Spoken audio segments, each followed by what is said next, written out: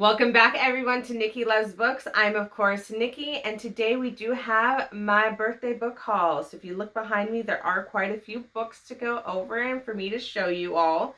So if you did not know, I do a book haul every single birthday and Christmas. It's what I usually spend any gift cards or money on. I really don't need more books. Buying books is a slight problem for me. I don't know about you guys, but I do have a whole bookshelf. So not even one shelf, like a whole bookshelf that's taller than me of books that I have not read yet. I try to keep myself in check by only buying books during Christmas and my birthday. It's what I always look forward to getting. Obviously, for those who subscribe, because I do Owl Crate unboxings, I love getting books. I love having books. I love reading. So my very big to read bookshelf is really hopefully meant to keep me going. And I like having a bunch of different books to select from because I don't know what kind of mood I'm going to be in once I finish one book. I might be in the mood for a fantasy. I might be in the mood for nonfiction. I might be in the mood for historical fiction. Like, I have no idea. So I like having a lot of choices. Obviously, having a book already on my bookshelf makes it more likely that I will read it. But yeah, because of my very big to read bookshelf and to read list, I do try to limit myself to only buying books for Christmas or my birthday, with the exception that, of course, if I'm in the middle of a series or a series that the next book hasn't been released yet and then it comes out, those I will buy throughout the year simply because I'm like, I want to continue the series that I enjoy. I would love to know if any of you all have this problem. I think this might be a very common problem for readers, but I know some other people who they don't buy books in bulk, like obviously I do. Or a lot of times they'll buy books on Kindle and they won't have to worry about space. Speaking of Kindle, do you guys enjoy it? I've actually tried reading electronically, on an actual, like, the Kindle that is like similar to paper. I forgot what they call it. But it's not supposed to be like backlit. So I've tried that, and I've also tried just a regular, backlit tablet Kindle, and I don't enjoy it. I hate reading that way. So I do end up buying physical books, which, as we all know, takes a lot of space up, and I have 4 bookshelves right now in my office, and I do have a smaller bookshelf in my bedroom as well. Sometimes I worry about the weight, because this is on the 2nd floor, so this is upstairs. Sometimes I get concerned about the weight of how many books are on the 2nd floor, not gonna lie. But anyway, I digress. I would love to hear your thoughts about whether you have a book buying problem and if you enjoy using e-readers. So I think the other one's Nook, so Kindle or Nook. I'm sure there's other things out there that I'm not aware of because I don't use e-readers. And I think that's definitely a disadvantage for me. Because obviously having physical books, I am limited by the space I have. Thankfully, not out of space yet. Keeping my fingers crossed that never happens. Like, I'm hoping by the time I reach capacity here, hopefully I would have moved to a bigger place. That's kind of the dream, the goal. Like, once I hit capacity in place, like, I just need to go and move and afford a bigger place. That is life goals. Life goals, people. All right, so let's go ahead and get into my book haul. To clarify, it is not my birthday today. My birthday was at the end of April, and obviously, it's not like I get money early or anything. Like, so I got gift cards and money on my birthday, and then I bought a bunch of books, and they all finally arrived. So that is why I'm finally doing this video at the end of May. So the first book we got is Milk and Honey by Rupee Kaur. Hopefully I'm not butchering their name. I totally could be. And I apologize now. If you guys ever want to correct me on pronunciation, please leave a comment and just tell me. A lot of you did that for I forgot what Owl Crate video was, but I was pronouncing the book Hotel Magnifica. A few of you left comments reminding me that it was Magnifique, which, thank you. I have never taken French before. My one and only language is English, and I'm not even that great at that to be good with. Let's be honest here. I mispronounce things all the time. I can't even tell you guys how many times I have to edit my videos because I've completely butchered a word that I should know.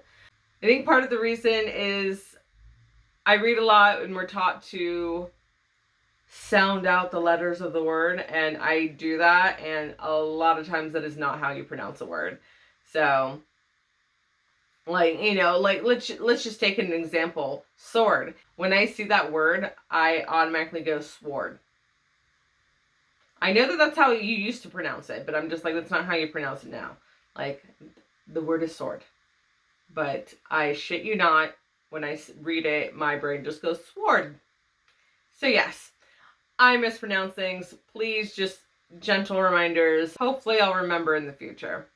Getting back on track. So Milk and Honey is the poetry book I decided to buy this time. So that's something you guys are going to notice for my book hauls. I kind of just pull books from different genres because I like reading different subject matters. And so I do tend to read poetry. I read a few poems every single day. Right now I don't even remember what poet I'm reading right now. I don't remember what poet I'm reading right now, but that's okay. Hopefully we will get to Rupee here in a little bit. So I actually heard fantastic things about them, which is why I chose to pick them up this time. So Milk and Honey. My next book is Trickery, Curse of the Gods, Book 1 by Jamin Eve and Jane Washington.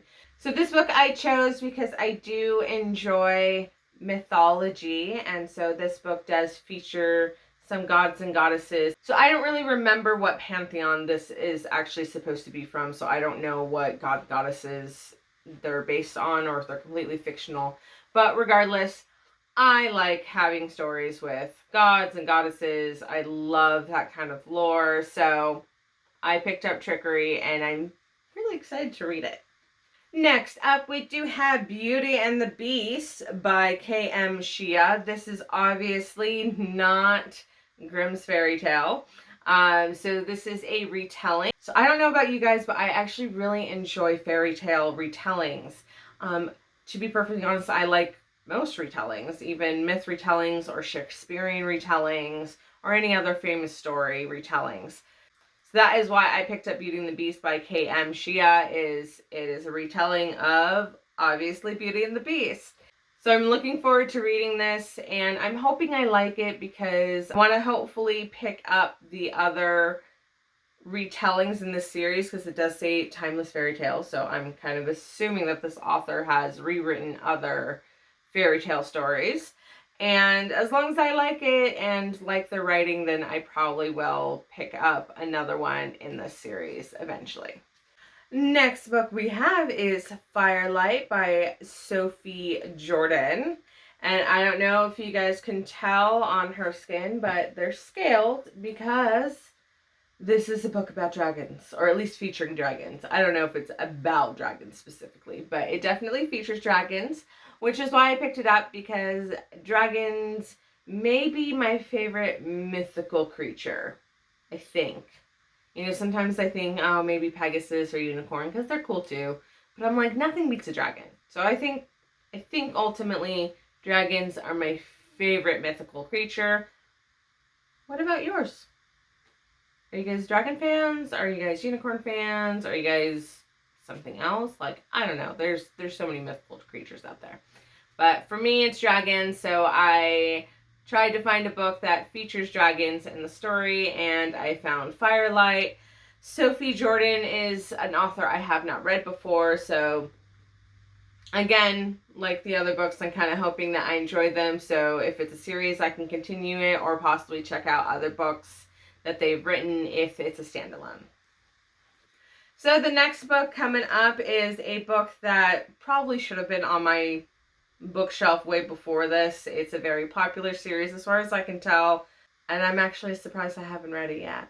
And that book is Serpent and Dove by Shelby Maharin. And this book I picked up, one, because it was super popular, but I was looking for a book that features witches, has witches in them, and found out Serpent and Dove actually has that feature. So I went ahead and bought it, and I was so happy to do so because, again, I've heard really great things about this book. A lot of people seem to like it. It's very popular. So I look forward to hopefully reading this sometime relatively soon, hopefully within the year. Next book I got is Fat Chance, Beating the Odds Against Sugar, Processed Food, Obesity, and Disease. And this is by Robert H. Lustig.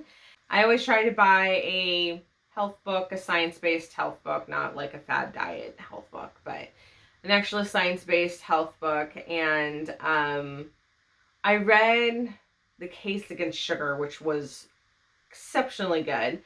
Sadly, though, I didn't abide to the teaching. So I'm kind of hoping that Fat Chance will help kind of solidify this knowledge that I have that sugar is very bad for me, processed food is very bad for me, and hopefully I can make some more changes to my diet. I've already made a few and I'm trying my best, but you know, it is hard, but I could definitely do better. So I'm hoping to read Fat Chance to kind of help me make more conscientious, healthy decisions when it comes to eating. You know, losing weight is not the end goal here. You know, that would be always a bonus, but having polycystic ovarian syndrome, losing weight is really difficult. But the agenda, you know, the purpose would be to just eat more healthy and make sure that I am well in both body and mind. Next up, we do have The Bookish Life of Nina Hill by Abby Waxman. So this was the fiction book, you know, just simple fiction book that I decided to pick up this time. And it seems to be really torn as far as people liking this book or not. So it seems like, if I remember correctly, it seems that a lot of people have read this. So there was a lot of reviews on Goodreads. And it was split. You know, there was a lot of people who were like, oh, this book is fantastic. And then a lot of people were like, what the fuck is this book?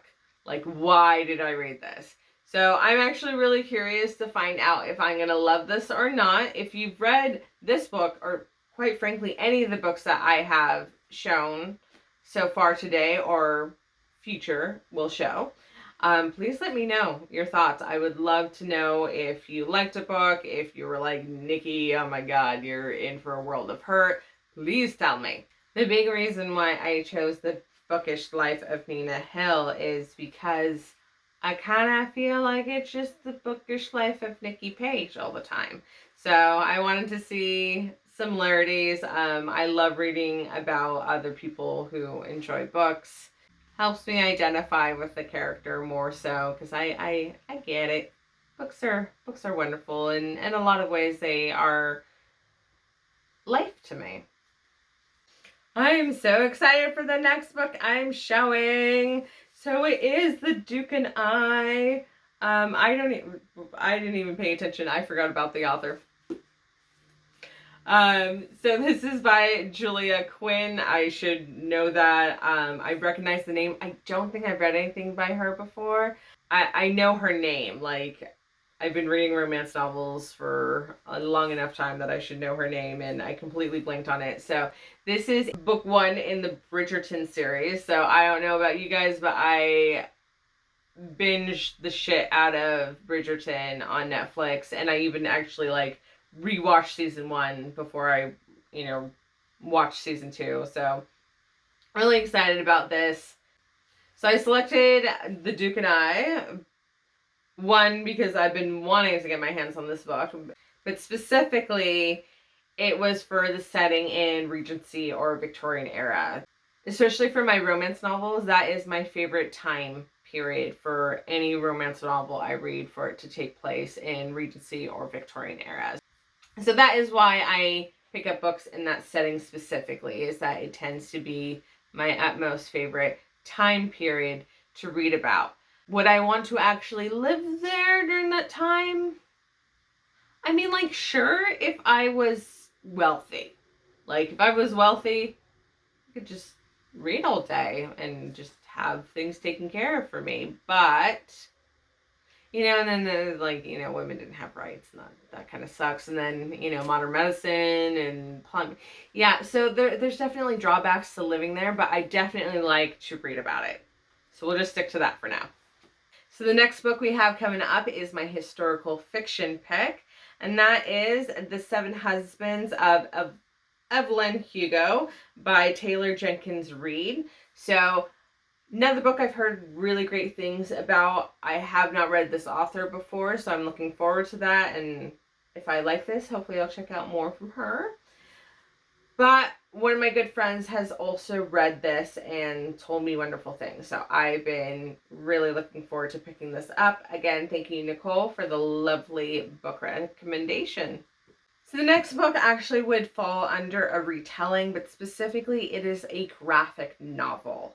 So for those of you who do not know, I actually grew up reading comics, and I'm talking about Marvel, X-Men, Avengers, Spawn, Batman, Superman. I was a comic kid, so I still have a very strong love for comics, and so I do try to always buy a graphic novel when I do a book haul also. And this one actually is a manga, which I also grew up reading, especially Sailor Moon. So this is Pride and Prejudice manga.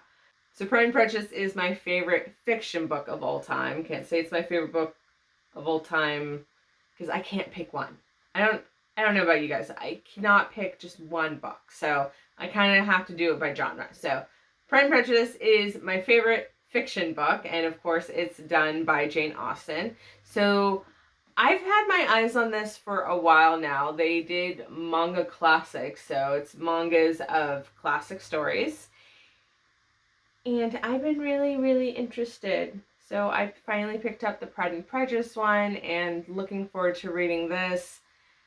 If it's done well, which I've read Pride and Prejudice several times in my life, so I know the story very, very well. But if this manga series is done well, I might check out what their other ones that they have as far as retelling classics. Very excited to read this. So the next book is actually my science fiction book, and I specifically chose this genre because I haven't read a lot of science fiction, and I kind of had it in my head that I didn't enjoy science fiction, but I've been going through some of my past book reviews on my website, not YouTube, so they were before I started doing videos, and there's been a few science fiction books that I actually rated really high that I came across, I think specifically through Owlcrate. Most likely that is where I came across these books. So I kind of had to rethink this idea that I had that I didn't like science fiction. I don't know why I had that in my head, but somewhere along the line, I probably tried to read science fiction as a kid and picked up basically the wrong book for myself. So just had it in me that I don't like science fiction. But lo and behold, there's been some science fiction books that I've been like, yeah, I'm down. So I decided to try out some more science fiction. So I actually got Aurora Rising, and this is by Amy Kaufman and Jay Kristoff. Jay Kristoff is someone who I just literally just started reading. I just finished the Nevernight Chronicles, and oh my god, I cannot wait to do my book reviews for that series because I loved it. So, huge fan of Jay Kristoff now. So I decided to pick up Aurora Rising as he was the co-author for this book. So hopefully I enjoy this. I'm really expecting to, actually, since I liked Nevernight Chronicles by Jay Kristoff. He's a fantastic author. Again, can't wait to do those book reviews. So look forward to that. Next book we have is Why Zebras Don't Get Ulcers by Robert M. Spolowski. Yeah, Spolowski. Sounds about right. I think that's Polish. But, really silly title. I've heard great things about this book. So, this is my psychology / self-help book. So if you guys didn't know, my day job is working in mental health. I've been working in mental health for over a decade now. It is one of those subject matters that, like most science and medicine, you can't stop learning. There's always new information, there's always new research. So I always try to pick up a psychology or self-help book to read. These can get really dicey just because there are a lot of pop psychology and pseudoscience psychology out there. And that's true for all science fields. There's always going to be pseudoscience and people who claim magic cures for things. And I'm like, yeah, no. Anyway, so I do try to always pick up a psychology or self-care book. The self-care journey is never ending. As long as you're alive, you should be taking care of yourself. There's very different ways to do that. And you can always learn more. Trust me, you can always learn more. So why zebras don't get ulcers specifically is about stress, which we all have. I don't care who you are. So it's a guide to stress, stress-related diseases, and coping. So the biggest book we have in our book haul, and I think this is the biggest book. It seems like it's the biggest book. There's another one that's, I think, slightly smaller. I haven't actually checked their page number, but I'm pretty sure this is the biggest one, and that is The Memoirs of Cleopatra by Margaret George. So I did not actually realize that this book was going to be this big, so I'm hoping it's not dry, because if it's dry, I don't know how I'm going to read all of this. And I don't know about you guys, I am stubborn as F. So stubborn. Maybe it's because I'm a double Taurus, so I have sun and moon signs, both Taurus. Once I start a book, I generally don't put it down. Like, even if I hate it, like, I will literally be like, no, I'm reading this, I'm finishing it, it's gonna happen. And sometimes it can take a long time. A long, long time. If I'm not enjoying a book, I will obviously try to avoid reading it, which then prolongs the amount of time that I'm reading it, because I'm not reading it as much as I would a regular book. I'm pretty sure I can count on one hand all the books that I actually started and did not finish in my life. Some of you are probably shaking your head and judging me right now, because of course, life is too short. I should not be reading books that I don't enjoy. I don't know what to tell you. Like, I literally don't. I understand what you're saying. I hear you. I understand that that's a reality. And yet I can't do it. Like, once I start a book, like, my brain is just like, no, we are going to finish this. And it's taken me a lot in the past to actually get to the point where I was like, nope, can't do it. Cannot do it. So I'm really hoping for my sake that this very, very big book is enjoyable. Like, let's just all please just wish me luck when I get to this book, that this book is well written and it's interesting, because I'm a little afraid. Not gonna lie, I'm a little afraid. But why did I choose this book to begin with, you may ask? And the reason is because I love Egyptian historical fiction. So while I really like my romance novels to be in the Victorian and Regency era, and that's my preference and that's my favorite, I do also have a favorite type of historical novel, or I should say setting for historical novel, and that is ancient Egypt. Tends to be my absolute favorite. And unfortunately, there's not a lot. At least not that I've, like, maybe I'm wrong, maybe I'm smoking something, but as far as my research goes, there's not a ton of ancient Egypt historical fiction. I think that's a tragedy. I will say I have read a lot, especially by Michelle Moran. She has a few books that take place in ancient Egypt. They're fantastic. I think, if I'm not mistaken, I think that was Michelle Moran was my introduction to Egyptian historical fiction. And I've been kind of obsessed ever since and constantly looking for more books, specifically well-written books that are historical fiction that take place in ancient Egypt. With that also being that it's a historical fiction and not a mystery novel that just happens to be placed in ancient Egypt. I think there's a famous book and like a movie that just recently came out that has something to do with being on the Nile or whatever, and there's a murder, and I'm just like, yeah, no, I don't want to read that. I want to read characters living in ancient Egypt. The Memoirs of Cleopatra. That is my newest historical fiction that I have that takes place in ancient Egypt, and for the love that is all holy, I just hope I enjoy it because it is a big book. Hey bookworms, I think you guys know what time it is, and this is me just sending you a friendly reminder to please subscribe to my channel. Yes, this is a fun book haul video. There's not going to be that too many of those on this channel, just simply because I usually only do it twice a year. Subscribe specifically for the book reviews and book recaps. I do a book review for every book that I read. I do book recaps of books in a series that I read when there's another book coming out. So if it's the last book in the series, I'm not going to do a recap for that. There's no point. But I do book recaps for series. So if it's been a moment, been a while, been a few years that you were in between books and you need a refresher, that's what the book recaps are for. And they're fantastic. I do also use pictures to kind of help us keep track of who's who.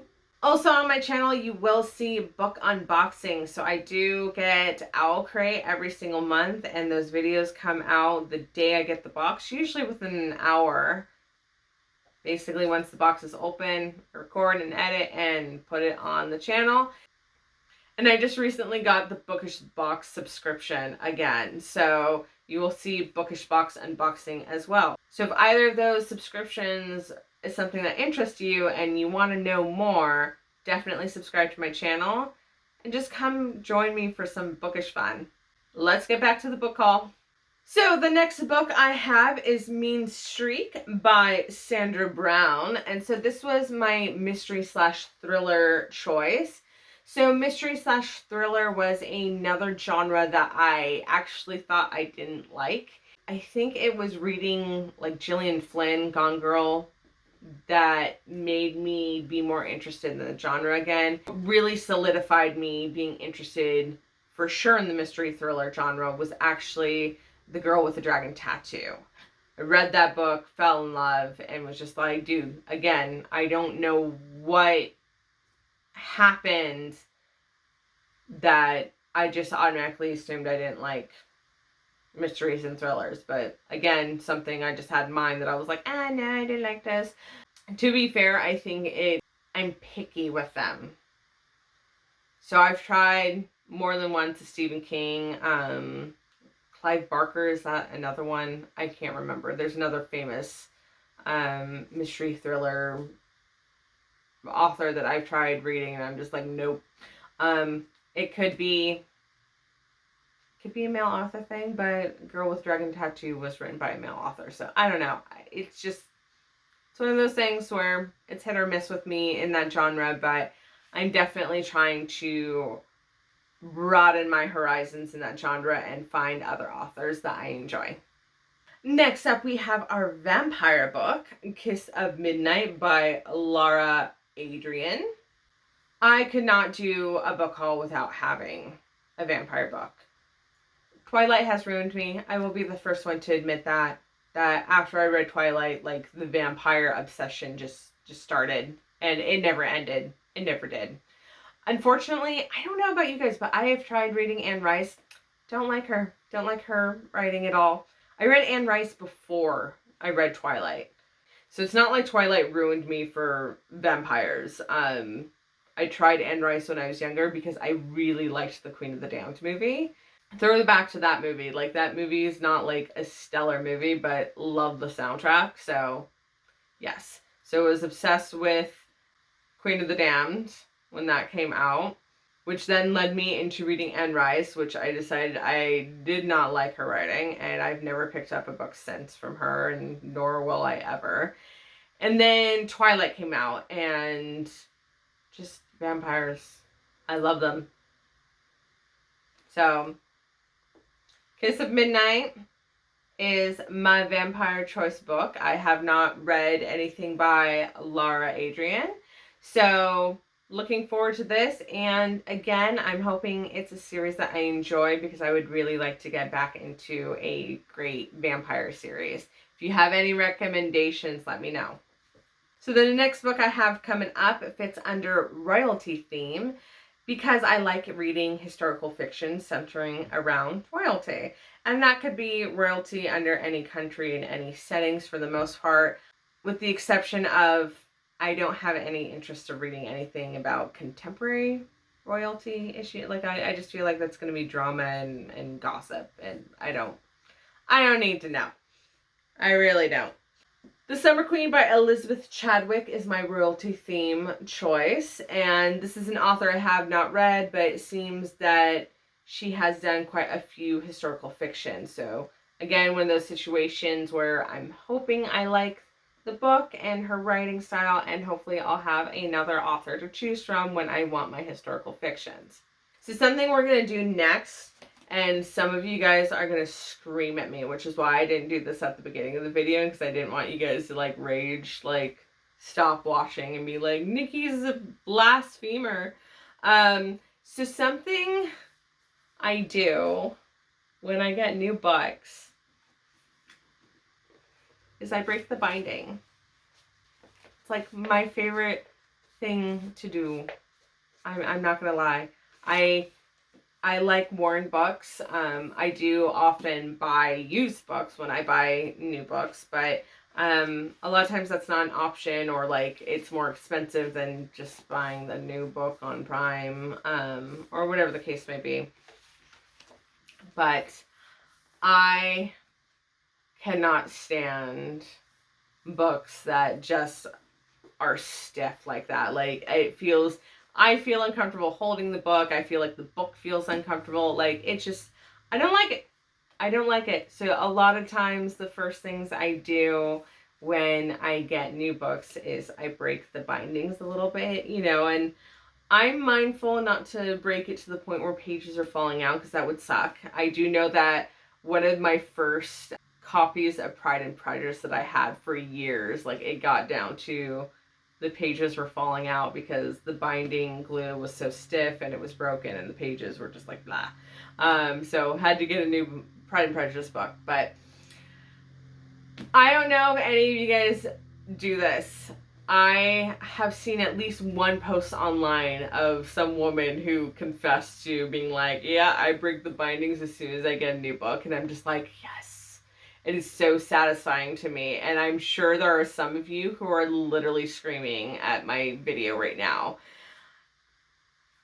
I understand where you're coming from. I have a friend who she thinks I'm insane for bending my books back, and she keeps her books in pristine condition, and I'm so hard on my books.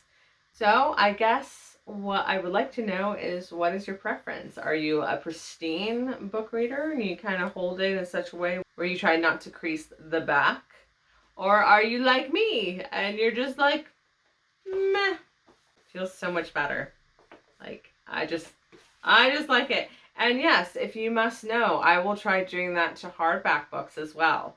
Doesn't work as easily. There's some hardback books that I swear I cannot do it to. But yeah, I do it to all my books. Next up, we do have another historical fiction. It's specifically around World War II, though, and this is The Tattooist of Oswitch by Heather Morris. I do tend to read historical fictions that do happen in wartime, not because I think they're fun, but they're powerful stories, and I think even when they're historical fiction, so they're not necessarily 100% accurate. A lot of times when you have war historical fictions, they do pull in a lot of facts of what happened during the war, and then they just make fictional characters to live and experience those things. So it's not made up situations, it's more like just made up people. I think there's also an importance to read things that are meaningful and have something educational to teach you, or something to help you understand other people. So whether it's other cultures, whether it's understanding like the depth of suffering some people go through. And so I have a lot of frilly novels that are strictly just meant for entertainment and enjoyment. And then other novels that I pick up because they have an educational piece. So when I'm like, all right, I need a history lesson, or I would really like to know more about this culture as much as I can without, traveling there because I can't travel. But that is why I read historical fictions based around wars, is because I do try to get in more education and history in my reading as much as I do for just pure enjoyment and love of reading. I also did get a true crime book, and that is I'll Be Gone in the Dark by Michelle McNamara. And I watched, I think it was an HBO series. I don't remember, or maybe Netflix. Regardless, I watched, there was a TV series called I'll Be Gone in the Dark that I watched and put this book on my radar. So really looking forward to cracking this open and giving it a read, even though I basically, know everything from the series. Obviously, there's always more details that can be put in a book versus a TV series or a movie, generally speaking. So looking forward to reading this at some point. Next up, we have my nonfiction choice, which is Bad Blood by John Kerry Rowe. And this is about the CEO, Elizabeth Holmes. So there is, I think there's a TV series right now going on, and she hasn't been sentenced yet, but she's been found guilty. So this is the one where she basically scammed a bunch of people out of money, claimed her machine can run a whole bunch of lab tests with one drop of blood, and it was all a lie. It was a lie. It was a scam. So, I was very interested to read this just because I think that's insane. I'm very surprised that this happened. I think at one point it was worth like $9 billion. And I'm like, how did that much money get dumped into this where there's nothing concrete, there's nothing there? So, crazy story, really interested to read this. So, next book is my romance choice. So, this is Until November by Aurora Rose Reynolds. That is a mouthful.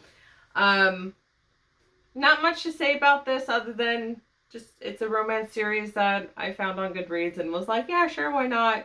It's done by an author I haven't read before, so again, one of those situations where I hope and I like it so that I can continue looking into their work and having another author to choose from. So going along with just taking care of self and body and mind, I also think it's very important to read spiritual books. And so I got The Power of Now by Eckhart Tolle. And I can't remember if I read anything from him before. I don't know. I'd have to go back through my Goodreads. But Power of Now, I've heard fantastic things for it. It's a very popular book, so I am going to be reading this at some point. So the next book was actually the book that we would have ended on if I kept the books in order according to size. I stack them so they don't fall over. But I rearranged the book order because I didn't want to leave on this book because I didn't want judgment. So I'm hoping I could just sneak this book in here and then we'll move on and hopefully you guys won't remember it. But now you guys are probably going to remember it because I mentioned that I don't want you to all remember it. But anyway, so Den of Vipers is my next book I'm sharing. And it's by K.A. Knight. The reason why this book is in my hoard and why I chose it is because I wanted to try a reverse harem book. So if you guys don't know what a reverse harem book is, it's a romance book, which, yay romance, love it. But instead of it, there's, if you guys know what a harem is, it's a guy with a bunch of girls. Reverse harem is a girl with a bunch of guys. So this is the first time I am trying a reverse harem book. I'm extremely excited because why the heck not? The only thing I'm nervous about is, again, the size of this book. So I was not paying attention to how big this book was, and I just, ordered it, and, it's a really big book. I'm just really hoping that I enjoy Den of Vipers to the point where I'm not dragging through this, because this is a big book.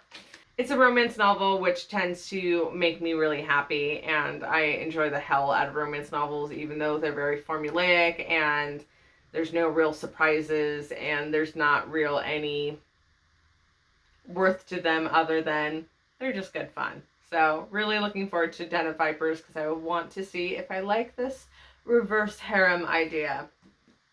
All right, the last couple of books that we have today, I'm really excited to share. I think they're very exciting. So the first one we have of the last four is Shearwater by D.S. Murphy. So Shearwater was my pick because I wanted a mermaid story. So a story that features mermaids, and so therefore Shearwater is what I picked up. Again, like most of these books here, not from an author I've read before. So hopefully it's done well. I enjoy their writing, and I will continue reading their work. I also decided to choose a book that featured angels. So I got Fallen Academy by Leah Stone.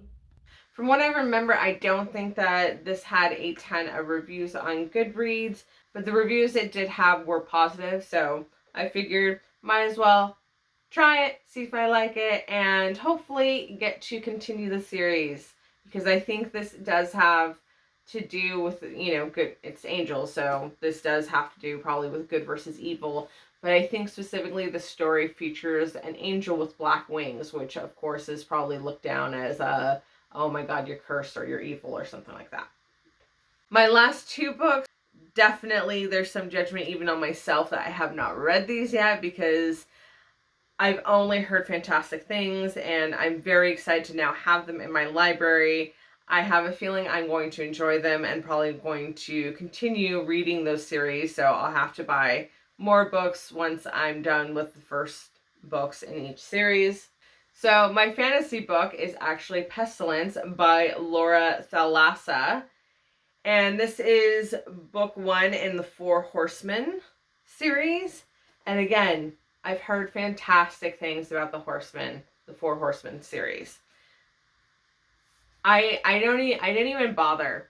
I didn't even bother to read the summary on this book. I literally saw the cover and saw the good reviews, and I was like, I'm there. Like, say nothing to me. Just good reviews and have this just hotness cover. Like, I was like, yes. I don't need to know any more than that. It's the Four Horsemen series. Sure. Sign me up. I want. So I'm finally happy to say I own book one. And of course, I'm sure probably when I get like maybe 50 pages in, I'll order book 2, 3, and so on and so forth. So really, really happy to have this. And last but definitely not least is The Awakening, which is the Zodiac Academy book 1. And it's by Caroline Peckham and Suzanne Valenti. This is another series that I just keep hearing about, and I also have no idea what it's about. But I just keep hearing about it. I keep hearing people say how good it is, so I finally was like, alright. And it's called the Zodiac Academy. Like, I was already interested. Not gonna lie. Zodiac Academy, I'm like, alright, yeah, I'm interested. So, this is book one. I'm expecting that I will be buying the next books in the series once I start this one and confirm that it is fantastic. And this was my paranormal choice. So Zodiac Academy, here I come. And that is finally it, everyone. So thank you so much for being here. That was my birthday book haul. Again, my birthday was April 28th, so this was not a, birthday party. This was, finally all my books arrived because I had ordered through Amazon and through Bookshop, which if you ever are trying to kind of steer away from Amazon, the big corporate company, and want to support independent bookstores, do remember that there is bookshop.org. It's a fantastic website. I highly recommend them. And no, Bookshop is not a sponsor of mine. I am literally just ranting about them just because I enjoy them so much, because keeping local bookstores open, I think, is a very good idea. I miss being able to go to bookstores. Anywho, thank you so much for being here. Just a reminder that please don't forget to subscribe as I do book recaps and book reviews. And then, of course, my Owl Crate and Bookish Box unboxing. Thanks again for being here, everyone.